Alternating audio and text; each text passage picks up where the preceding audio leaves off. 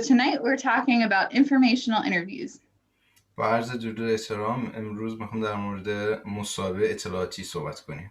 So you may be wondering, what is an informational interview and how is this different from behavioral interviews that we already talked about? شاید براتون این سوال باشه که مسابقه اطلاعاتی چی هست و آیا تفاوتی داره با مسابقه کاربردی؟ The behavioral interview is to help you answer questions after you already have the interview, whereas the informational interview is to help you gather information in an informal way before you formally interview at a company. اون مسابقه کاری برای بررسی چگونگی برخورد عملکرد شما اون زمانی اتفاق میفته که اینترویو دارین، ولی خب این مسابقه که مسابقه اطلاعاتی هست اون قبل از اون اتفاق میفته که یه سری راهنمایی شما دریافت میکنی.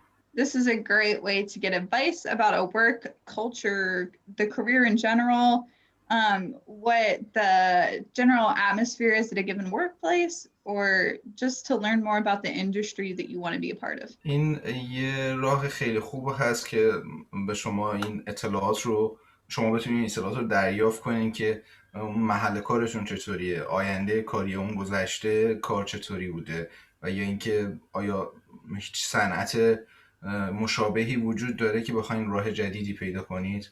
So the benefits of an informational interview are that it's a great opportunity for you to learn more about the profession from a professional and collect information and just insight in general in a very informal way. It doesn't feel forced. It's just you generally asking questions that you want to know. این یکی از فوایدی که این مسابقه اطلاعاتی داره برای شما اینه که به صورت خیلی غیر رسمی بتونین یه سری اطلاعات جمع آوری کنین در مورد اون شغلی که مد نظرتون هست و اینکه اون شرکت یا اون زمینه مورد نظر خودتون رو بهتر بشناسین. The benefits: you gain more in-depth information. You can discover a new career path that you might not previously have known about until having that discussion. You increase your network of people you know, which we've already talked about the lengthy benefits of that. You can be educated about how to prepare for a future interview, enhance your skills, improve how you search for jobs in the future. Get updates about any entry-level skills that you know they're looking for, determine the path that you want to take within a profession, and learn just through mistakes in a very informal, low-risk environment. همونجوری که اینجا میبینین روی اسکرین فوایدی که داره میتونه موارد زیر باشه: کسب اطلاعات بسیار دقیق، یافتن راههایی برای کسب و کار جدید، گسترش دادن شبکه‌های ارتباط حرفه‌ای خودتون، آموختن در رابطه با آماده سازی برای اینترویو، بهتر کردن اون مهارت خودتون و یادگیری در مورد اینکه چطوری بتونین جستجو کنین، بتونین ارزیابی اون اینترویو شما دسترسی دارین، میتونین استفاده کنین، میتونین اون مهارت‌های اولیه خودتون رو به روز رسانی کنین، اینکه به روز باشین و اینکه آینده کاری خودتون رو میتونین تعیین کنین و نهایتاً اینکه از طریق اشتباهاتی که ممکنه انجام بدین میتونین از اونها درس بگیرین و اون خودتون رو به قول معروف بهتر کنید. These are just the types of questions you'll get asked, or no, not that you'll get asked, that you can ask to that professional. And so the last question with most informational interviews like this are, who else do you know who's in this field that you would recommend talking to? Or if at any point in the interview they mention a colleague or friend who's doing the same line of work or even might be hiring or is looking for someone at their company, bring up that name again at the end. اینجا میتونین یه سری از انواع مختلف سوالایی که شما میتونین بپرسین رو داشته باشین و مد نظر قرار بدین که آخرین سوال یه سوال کلیدی هست که میتونه به شما کمک کنه که حالا یه قدم به سمت گرفتن شغلتون داشته باشین. و اگه اشخاصی رو میشناسین که میتونه براتون اطلاعاتی فراهم کنه، ازشون بپرسین که اون اشخاص کیا هستن، و یا اگه کسی رو میشناسین که مرتبط با اون شغل، میتونین در آخر اسم اونا رو مطرح کنین، یه جورایی ارتباط برقرار کنین بین به قول معروف خودتون و اون شرکت. Because by bringing up that name at the end, like, hey, you've mentioned, let's say Bob, just like at one point, could you talk more about what he does and how you know him, and just kind of casually in conversation learn more about Bob, so that, or and then at the end, ask, hey, your friend Bob that we talked about. I would love to talk to him. He seems like a really cool person, and I'd love to know, like, learn more about what he does based off this discussion that we've had. Could you connect me with him? And then they could connect you through LinkedIn or email or phone number, or however they do that.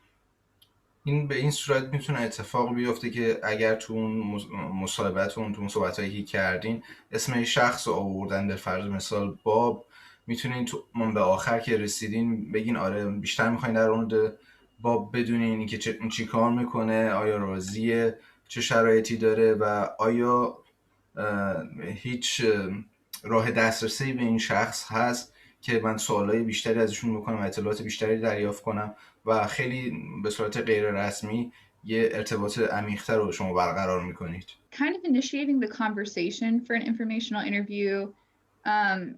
If you're in person, like face to face with that person, walk up to them, introduce yourself, be like, hey, I'm whoever. I think what you're doing is really cool, and I'd love to learn more about you. Is there a time that we could get together, either in person or now virtually, and talk?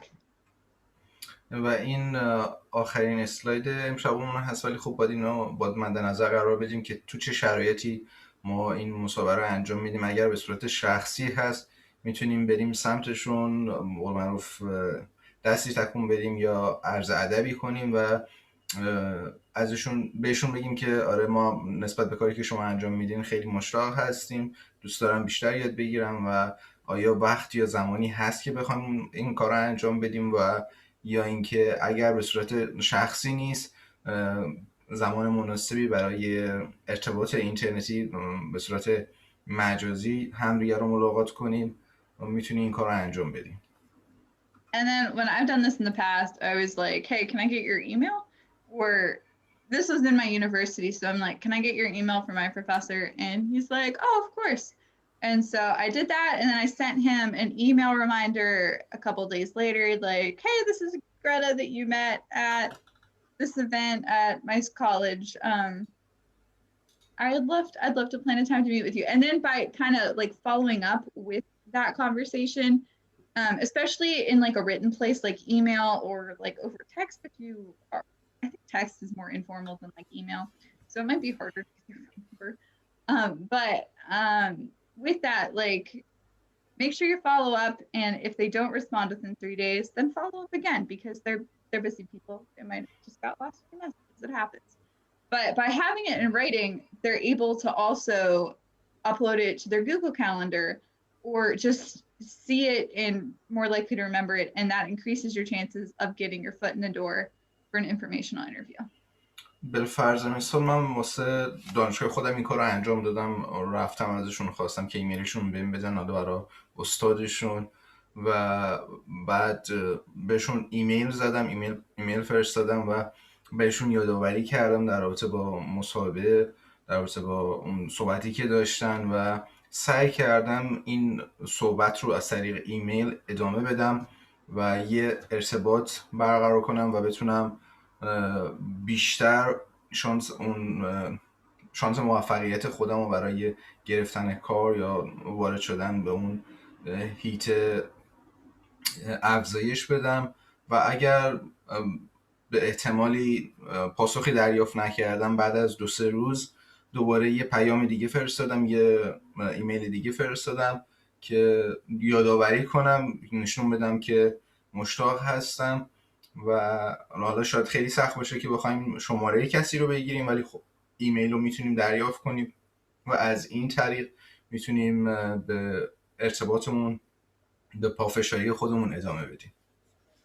And that is just a brief summary of everything that you need to know about informational interviews. این یه خلاصه کلی بود در رابطه با مسابقه اطلاعاتی که شما نیاز هست بدونید.